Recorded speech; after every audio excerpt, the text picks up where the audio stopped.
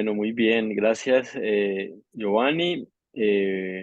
Entonces tenemos al doctor Miguel Mantilla, ortopedista de la Universidad Militar y subespecialista en cirugía articular de cadera y rodilla de Imbanaco en Cali, que trabaja actualmente en la clínica Santa Ana en Cúcuta. Es de la Regional Oriente y nos trae un caso en el día de hoy sobre una lesión osteocondral de la rótula. Entonces, adelante, doctor Mantilla, muchas gracias por estar acá y participar con este primer caso. Muchas noches, muy buenas noches. Muchas gracias a la Junta Directiva de SOCAR por por esta invitación. Eh, entonces, pues la idea y el plan de desarrollo, como fue propuesto, es presentar un caso en relación a la parte de cirugía articular de rodilla y ir desarrollándolo, mirar las opciones terapéuticas y discutir entre todos los presentes acerca de los posibles abordajes diagnósticos y la forma en que podemos optar por uno u otro procedimiento terapéutico. Entonces, el siguiente es un paciente masculino de 46 años, cuya ocupación es administrador de empresas, realiza actividad deportiva de fútbol y de running, quien consulta el 6 de diciembre del 2022 por un cuadro de una contusión directa en flexión, pues en semiflexión, durante un partido de fútbol, eh, con posterior dolor a nivel de la rodilla izquierda, en especial en las posiciones de semiflexión y durante los cambios de tiempos o de ritmos durante la actividad física. O sea, cuando él estaba en el trote, iba a pegar un pique, en ese momento era que generaba el dolor. Eh, Examen físico, pues se presentaba un signo de Clark positivo, un roce patelofemoral eh, doloroso y efusión articular. Le solicito unas radiografías de la rodilla y una resonancia, ya que pues sospechaba algún tipo de lesión a nivel de la rótula. Él asiste en el 16 de diciembre a control con los resultados diagnósticas y aquejaba persistencia del dolor anterior en la rodilla, asociado a sensación de crépito, acompañado de efusión articular ocasional posterior a la actividad física. Estas son las radiografías del paciente en sus proyecciones AP y en su proyección lateral.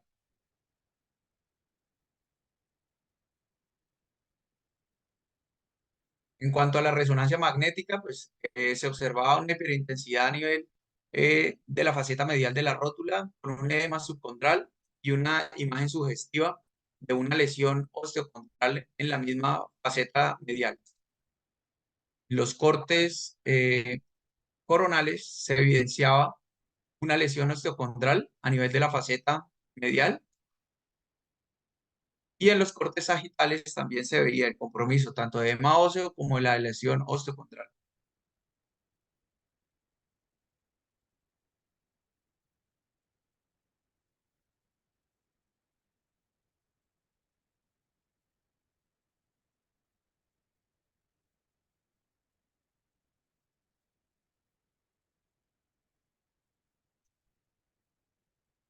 Se le da manejo inicial no quirúrgico, terapia física, un plan de fortalecimiento, pero el paciente 3 meses más tarde, por persistencia de los síntomas, se plantea manejo quirúrgico, el cual decide optar y realizar un manejo quirúrgico y mi propuesta terapéutica para este paciente fue una osteocondroplastia de rótula con uso de una malla de ácido hialurónico. Se realiza un abordaje con una artrotomía medial mínimamente invasiva.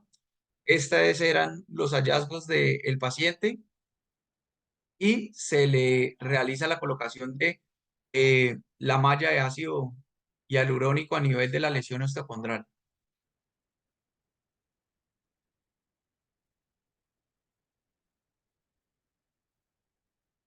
Se adopta este eh, esquema de rehabilitación en el paciente de la semana 6, 0 posoperatoria a la semana 6, en donde se restringían ciertos arcos de movimiento activos y pasivos. De la semana 10 7 a la semana 10 ya se aumentaban los rangos de movimiento, pero aún no se implementaba la actividad física de bajo impacto. De la semana 11 en adelante ya se comienza a plantear el regreso a actividad deportiva de bajo impacto y posteriormente de alto impacto.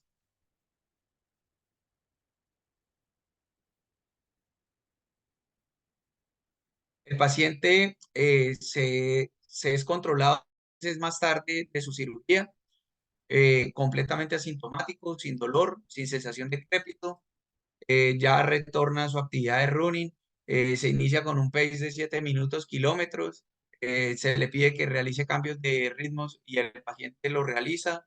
eh, ya los cambios de posición de sedente a bípeda o en semiflexión no generaban ningún tipo de dolor.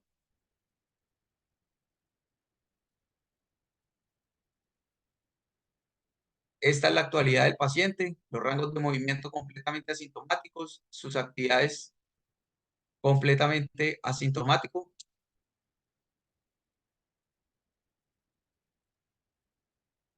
Y esta es la resonancia magnética 6 meses posoperatoria, en donde se visualiza una imagen sugestiva de una lesión residual.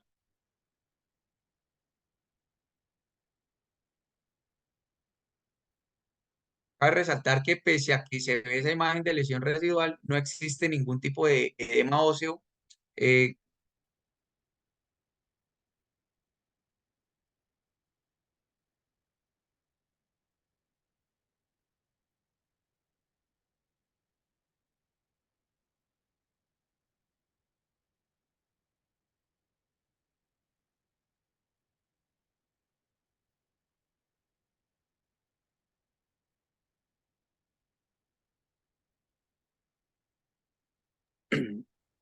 Bueno, gracias, doctor Mantilla. Ese ya fue ya vimos toda la presentación, ¿cierto? sí, señor. Esa era la presentación del caso, las imágenes diagnósticas, el paciente con sus rangos de movimiento activos y pues como lo mencionaba, completamente asintomático, pero con una imagen en la resonancia de una imagen sugestiva de una lesión residual. Muy bien. Yo creo que hay diferentes puntos ahí que podemos tocar. Diego, ¿cuánto tiempo sería lo ideal para manejar de forma conservadora una lesión condral de este tipo, traumática? Pues, Esto la, fueron la- como unos 4 meses, ¿no? 3 meses. 3 meses. la pregunta es supremamente importante. Uno, salvo el caso que parece ser una lesión de origen traumático con edema óseo subcondral en un paciente previamente asintomático, pero la forma en que uno tiene que abordar las lesiones condrales, y en este caso las lesiones condrales patelofemorales, siempre tiene que ser, o al menos es la recomendación, eh, digamos, muy conservadora. Bueno, en la gran mayoría de las lesiones condrales, osteocondrales, habitualmente, eh, más o menos son, y si uno lee la literatura, los tiempos que sugieren de manejo conservador pueden estar entre 6 semanas, incluso hasta 6 meses. En todo caso, más allá del tiempo que uno pueda sugerirle al paciente de manejo conservador, sí siento que es la primera alternativa terapéutica y que el dolor condral fuera de esta lesión osteocondral es bastante, digamos, hay edema óseo subcondral, hay sufrimiento de la placa subcondral, esos son sus síntomas, pero en términos generales la gran mayoría de las lesiones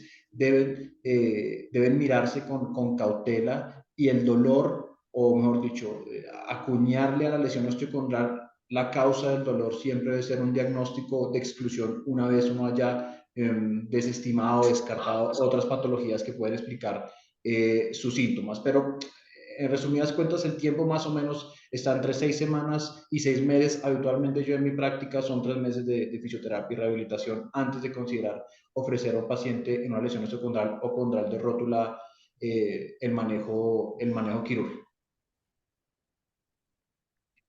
Rodrigo, ¿y será que habrá lugar a una inyección en estos casos? ¿Alguna cosa que uno pueda utilizar? Entonces, las lesiones condrales patrofemorales sabemos que son las más difíciles de tratar en la literatura, sobre todo con sustancias inyectadas. Una lesión condral y osteocondral, como es de este caso, es posible que no tenga ningún papel una inyección. Cuando es una lesión condral aislada, tiene papel reportado en la literatura con resultados que van ido mejorando, pero siguen siendo muy variables, infiltraciones con PRP y otro tipo de coadyuvantes, sobre todo si son más condrales, pero esta lesión que se ve la ausencia completa condral con invasión de la capa calcificada más lesión subcondral, es posible que no tenga mucha labor o mejoría estructural nada inyectado en la rodilla. Sí, es como la peor evidencia está alrededor de las lesiones condrales de la rótula o donde menos sabemos de este tipo de cosas.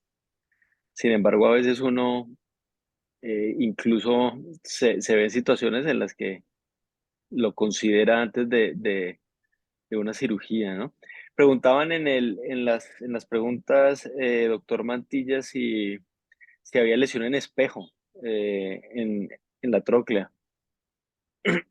En la artroscopia, porque inicialmente se le hizo una artroscopia, no se veía una lesión clara, pero si nos devolvemos y en la resonancia hay una pequeña lesión a nivel de la trópia. ¿Alguno tiene experiencia con plasma rico en plaquetas intraóseo para problemas de patela que preguntaban también en las preguntas? Yo no tengo en la patela, que además es probablemente el hueso más duro de toda la rodilla. No tengo experiencia haciendo esa aplicación de plasma, como esa subcondroplastia o algo así, no tengo. ¿Alguno de ustedes? No, no, No, tampoco, Juan Carlos. personalmente tampoco. Giovanni. No, Juan, como subcondroplasia en rótula no, pero las perforaciones laterales de rótula o también descritas las osteotomías coronales de rótula para liberar presión en aquellas rótulas que están edematizadas o que captan mucha gammagrafía ósea con SPECT, están descritas y pueden tener resultados en alivio del dolor. Yo tengo una pregunta asociada, así como cuando tenemos lesiones condrales de un compartimento femorotibial, hacemos osteotomías para liberar la presión asociado a técnicas de reparación de cartílago. ¿Harían osteotomías asociadas a ese tipo de lesión que vieron en este caso o no?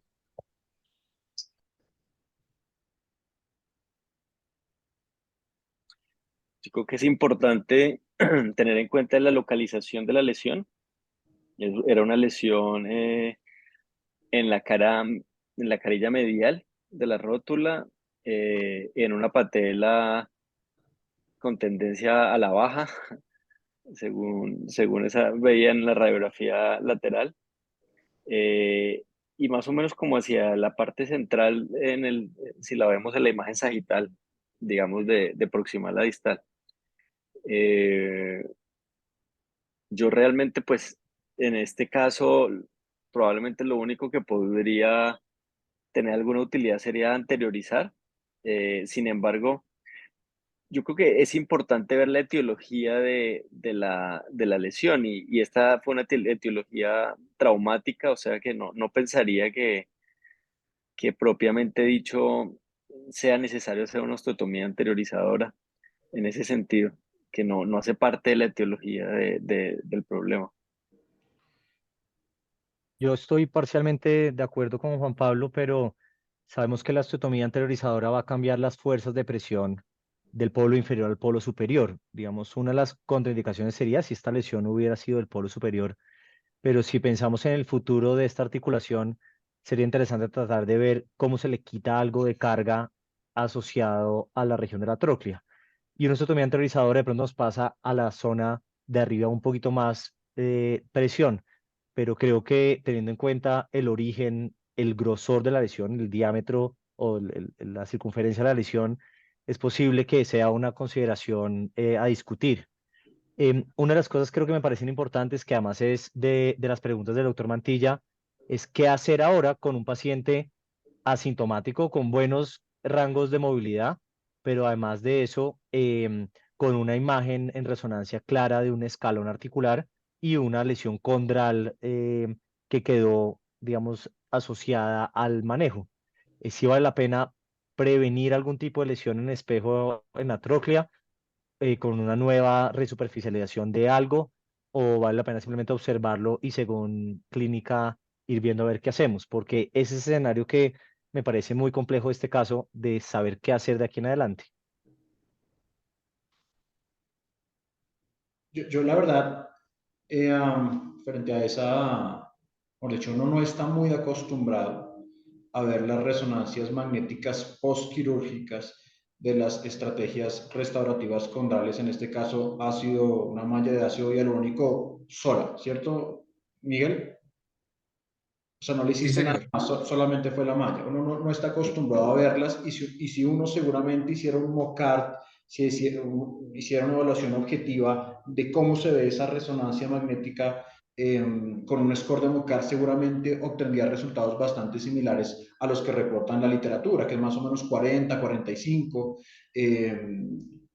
Dos, es decir, a mí no se me hace patológico ese hallazgo en la resonancia magnética. Creo que es el hallazgo, un hallazgo promedio en este tipo de estrategias terapéuticas en la rótula. Recuerden que la superficialización completa documentada en resonancia magnética del defecto condral en Yalofast aislado sin ningún tipo de procedimiento adicional no alcanza a ser del 15 o el 20% de los pacientes. Creo que a pesar de ser una alternativa terapéutica en donde, y vale la pena que lo discutamos, hay compromiso del hueso subcondral y en donde habitualmente estamos acostumbrados a ofrecer una alternativa para restaurar ese hueso subcondral enfermo, por ejemplo, una mosecoplastia.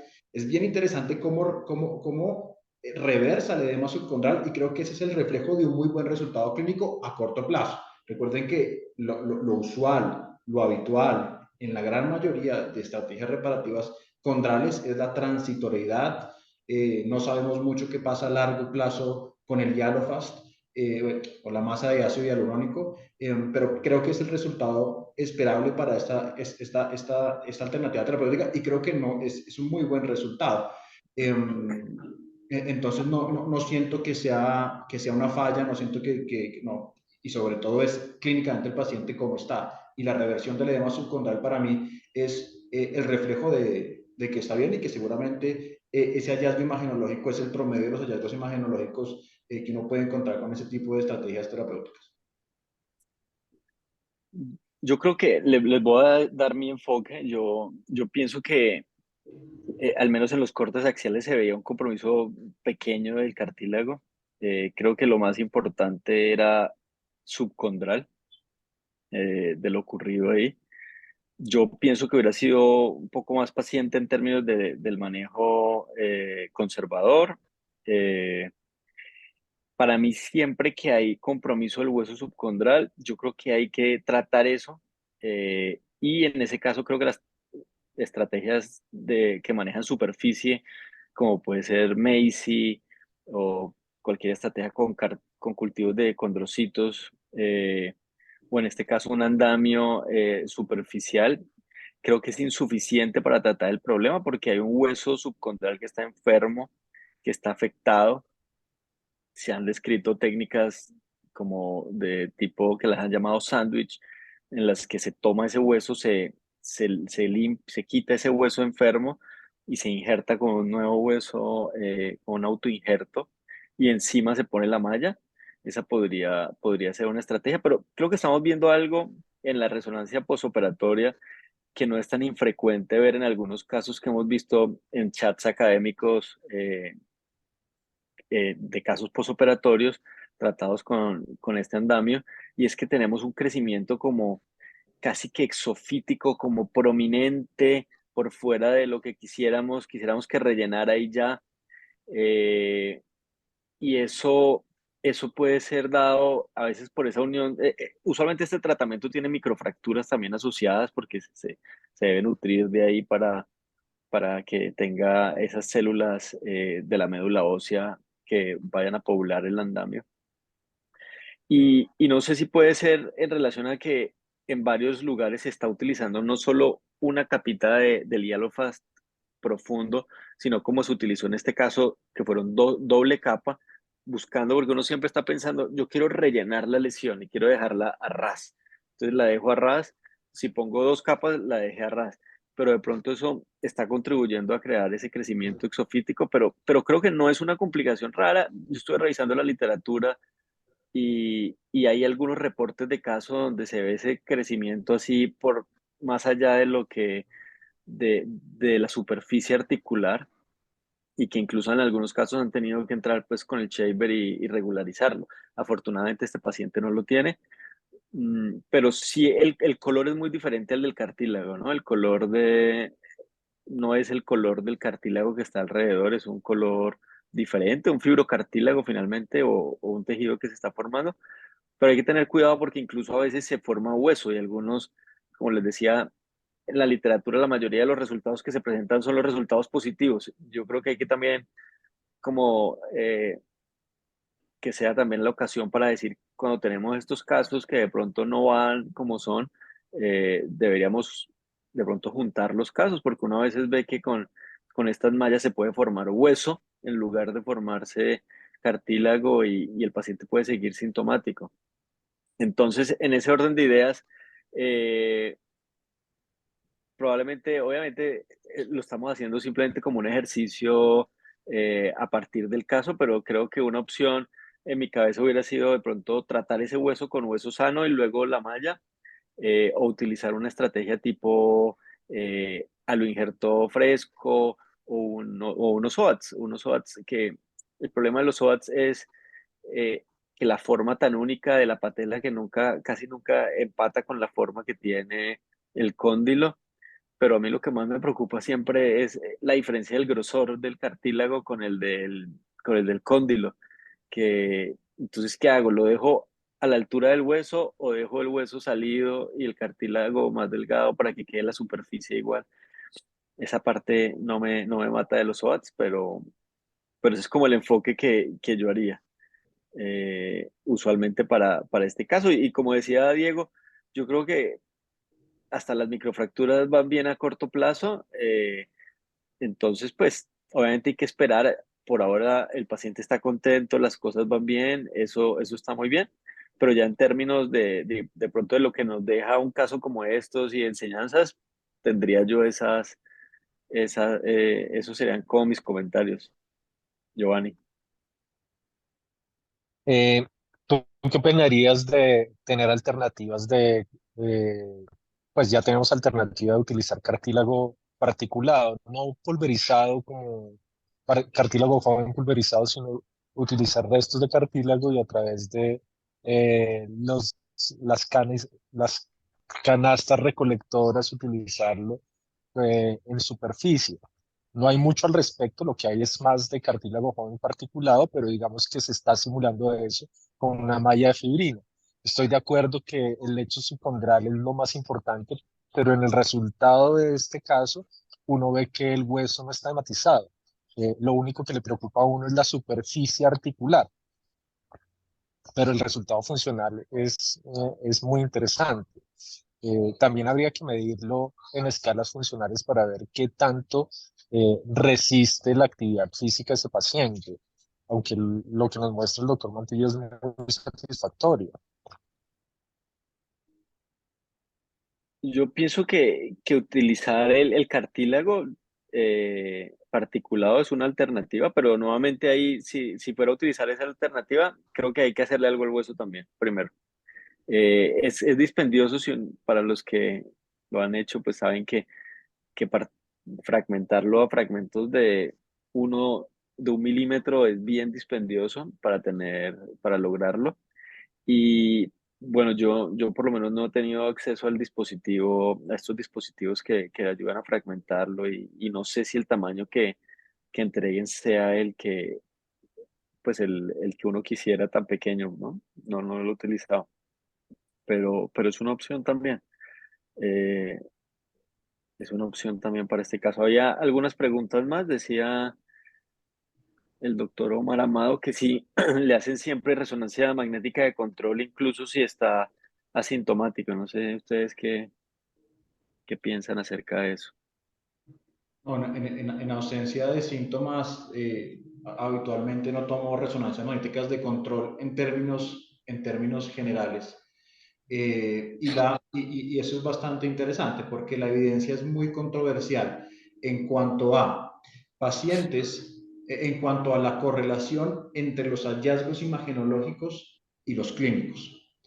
Elizabeth Acon, no hemos hablado de esto, no sé si en algún otro, pero Elizabeth Acon y varios autores han documentado, por ejemplo, en el uso de andamios acelulares como el MyoRegen, eh, una baja correlación entre lo que encuentra la resonancia y el paciente cómo está. Puede tener un paciente asintomático completamente tras la cirugía y una resonancia magnética con scores de Mocart más bien deficientes. Al final del día, ¿qué siento que uno le debe dar importancia? Pues a cómo está su paciente. Otros hablan que sí hay una correlación entre el porcentaje de cobertura del defecto y el paciente cómo está. A lo que voy es que el uso de resonancias magnéticas postquirúrgicas es controversial. Si tengo un paciente asintomático, no vería el por qué debería uno de manera sistemática y recomendar una resonancia magnética si en todo caso eso no pareciera cambiar su plan terapéutico, al menos a mediano plazo. En cuanto a la pregunta del uso de cartílago particulado, creo que es una alternativa, pues, digamos, que tiene mucho todavía por explorar, pero creo que es una alternativa costo efectiva, es una alternativa de baja morbilidad. En este caso, pues hay 4 opciones de cómo uno puede utilizar un cartílago, o 3 opciones de cómo lo puede utilizar uno: el aloinjerto particulado juvenil, que por supuesto nosotros no contamos con eso, y el autoinjerto de cartílago particulado, que puede uno no aumentarlo con hueso o con PRP, como lo hace el doctor Cugat. En todo caso, toda la evidencia que tenemos del uso de cartílago particulado, salvo en sus principios en el sistema CAES, en un ensayo clínico que estaba liderando Brian Cole, que al final del día nunca se culminó, pero todo salvo ese trabajo preliminar que tenemos, pues son series de casos y los resultados, incluso en lesiones hasta 5 centímetros cuadrados, parecen ser satisfactorios. Así que creo que es una alternativa razonable, aislada, en ausencia de compromiso de hueso subcondral, y seguramente adicionar chips de hueso en compromiso de hueso subcondral. Pero creo que es una alternativa bastante llamativa para lesiones incluso amplias de hasta 5 o 6 centímetros cuadrados, en donde uno ya se empieza a quedar corto. Creo que es bastante interesante. Yo apoyo a Diego. Yo, la verdad, por rutina no pido resonancia magnética. Esta resonancia básicamente la tengo realmente, es por el paciente quería y estaba ansioso de saber qué había pasado con su cirugía, cómo estaba su cirugía, que el injerto, que la malla, y él fue y se tomó sin orden médica pues la resonancia y llegó allá al consultorio: doctor, mire, me hice la resonancia. O sea, esa es la razón de que existan unas imágenes posoperatorias en este paciente. Y como les digo, o sea, el video es un video de hoy donde se muestra al paciente con su actividad, todo, y hoy estamos hablando de 3 meses más después de su control. O sea, esos serían los resultados a 9 meses perdón, a 12 meses, pues prácticamente su cirugía. A 6 meses, perdón, a 9 meses, perdón. Yo tengo una pregunta para todos, incluyendo la gente que está con nosotros en este momento, y es sobre el uso de las mallas de inducción condrogénica. En este caso, digamos que hay varias. En este caso, la que utilizó Miguel es una malla de ácido hialurónico, pero esa malla siempre habitualmente va con algo más, usualmente va con algo más, o con nanofracturas. Hay varios trabajos, incluso un trabajo nacional publicado por Alejandro Jaramillo, el doctor Luis Fernando Rodríguez, el doctor Beto Ochoa, en un ejercicio muy interesante de congregar a personas de varios centros con resultados muy satisfactorios a más o menos 36 meses, si mal no recuerdo. Eh, pero los resultados más importantes y los resultados que más se sostienen a largo plazo tal vez sean los reportados por Alberto Gobi, pero Gobi utiliza BIMAC, no utiliza nanofracturas. Entonces, revisando un poco la literatura, los resultados cuando no hay trabajos que te contrasten muchas cosas en la patología condral y eso hace que la toma de decisión sea muy compleja. Pero en este caso, cuando se contrastan microfracturas aisladas con microfracturas y una malla de ácido hialurónico, los resultados funcionales son similares. La única diferencia sustancial es que por obvias razones en el grupo de pacientes a quienes les puso la malla de ácido hialurónico tenían un porcentaje más importante o más voluminoso de cubrimiento del defecto, aunque solamente el 40% lograron cubrir completamente el defecto. Lo lindo de Gobi es que a largo plazo, cuando lo contrasta con microfracturas y utiliza el BIMAC, a largo plazo los resultados se mantienen y uno ve como en la curva de pacientes con microfractura los resultados funcionales van decayendo. Nosotros, para usar, y la pregunta es esa, para usar, si queremos usar mallas de ácido hialurónico, ¿deberíamos asociarlas a nanofracturas o deberíamos asociarlas a BIMAC? Yo me gustaría empezar contestando esa pregunta, acordándonos que la literatura sigue siendo muy variable. En la parte internacional, los resultados de cualquier tratamiento en articulación paterofemoral no han mostrado los resultados a largo plazo que queremos y es posible que se nos esté cruzando la información entre los tratamientos que tenemos y estamos haciendo a corto plazo. Entonces es difícil, perdón un segundo, es difícil saber qué le está funcionando a corto plazo a esos pacientes. Cuando se empiezan a mezclar la malla, microfracturas, PRP, etcétera, empieza a ser complejo. Y yo concuerdo con Juan Pablo que hay que pensar nuevamente en el hueso subcondral. Por eso yo me hubiera ido un poco por otras técnicas como los OATS en un halo fresco.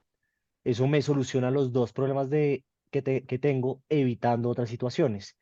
Creo que la malla sigue teniendo literatura muy variable sin importar lo que se le pone. Y este resultado muestra que puede ser satisfactorio, puede ser bueno, pero estudiando la literatura, no importa lo que se mezcle, puede ser complicado.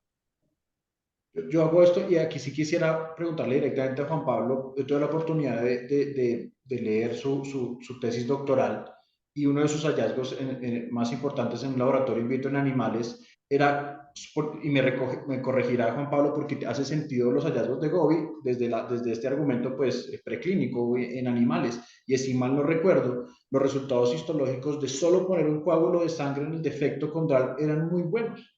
¿No era así? O me corrige Juan Pablo? Sí, digamos que buscamos encontrar si, porque siempre se ha hablado que las microfracturas violan ese hueso subcondral y de alguna manera producen una reacción en él. Entonces, podemos tener sangre que viene de la médula ósea, pero estamos afectando el hueso subcondral. Entonces, llegaron las nanofracturas, vamos más profundo, menos diámetro, afectamos menos el hueso subcondral y efectivamente eso se ha evidenciado. Eh, este biomodelo en conejos, encontramos que con las nanofracturas se creaba un tejido inferior calidad al que se podía obtener ya fuera con cartílago particulado del mismo conejo en la rótula o con aspirado de médula ósea sin hacerle nada de concentración. Eh, entonces, digamos que a eso vamos, porque uno dice, listo, pongo el Hyalofast, no le hago nanofracturas, pero le pongo, bueno, la malla que sea, pero le pongo BIMAC, pero resulta que el BIMAC, ¿cuánto me cuesta? ¿Cuánto me cuesta tomar esa sangre de médula ósea, concentrarla y poner ahí eso? Pues es costoso. ¿Por qué no simplemente de pronto utilizamos aspirado de médula que no sea concentrado y miramos qué pasa?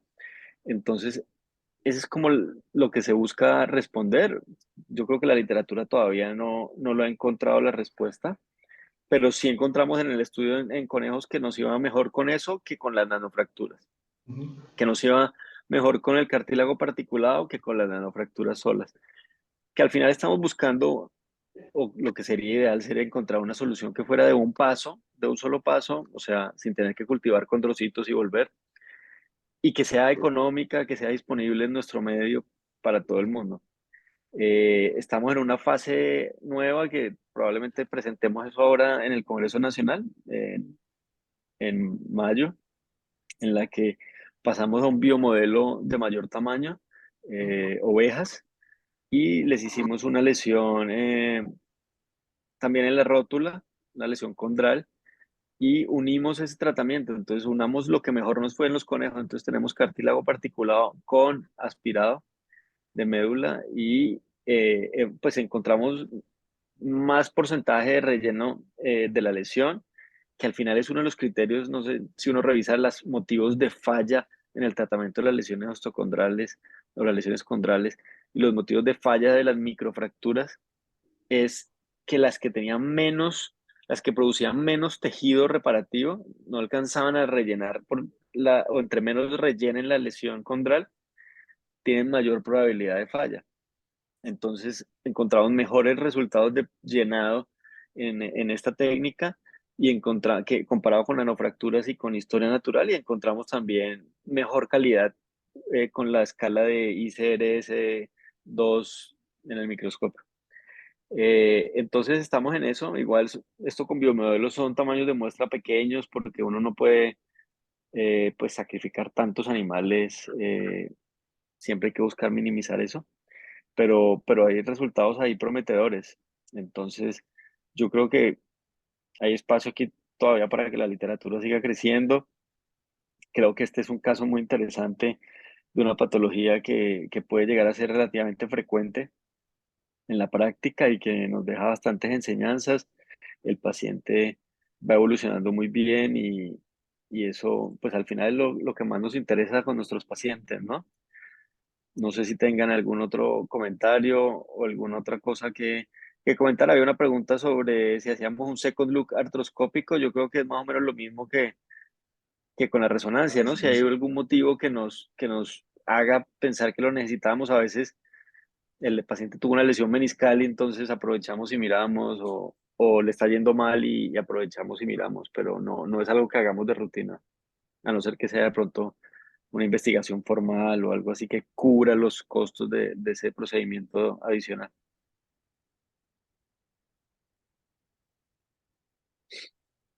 ¿Algún otro comentario de ustedes o con esto podemos cerrar nuestro primer webinar con presentación de caso? Lo único es, obviamente, pues existen lo que ustedes decían, las opciones terapéuticas de realizar un halo de pronto por el tipo de faceta y eso, pero a veces estar en una ciudad pequeña no es tan fácil tener la disponibilidad de un halo así de... Entonces, esas son otras situaciones en las que uno tiene que buscar cómo tratar de mejorar la condición del paciente con las posibilidades terapéuticas o las limitantes que eso también acarrean en estar en una ciudad donde no es fácil conseguir un halo fresco. Entonces,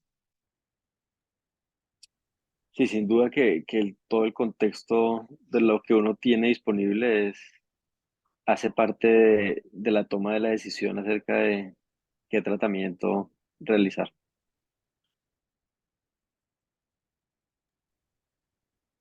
Doctor Gravini, tiene la palabra.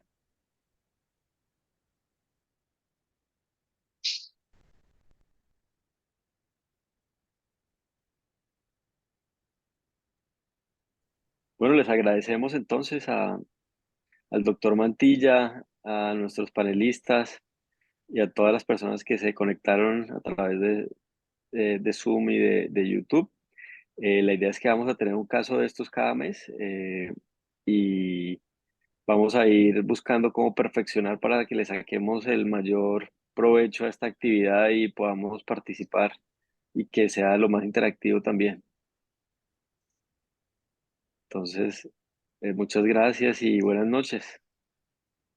Todos, muchas gracias, buenas noches, doctor Mantilla, muchas gracias por su participación y por este experimento tan interesante de discusión en el que vamos a enriquecernos todos. Una feliz Chao, noche para Miguel, muchas todos. gracias. Chao, Juan Pablo. Chao, Rodrigo. bueno, hasta luego. Chao, Muchas buenas noches a gracias a todos. todos. Chao, gracias.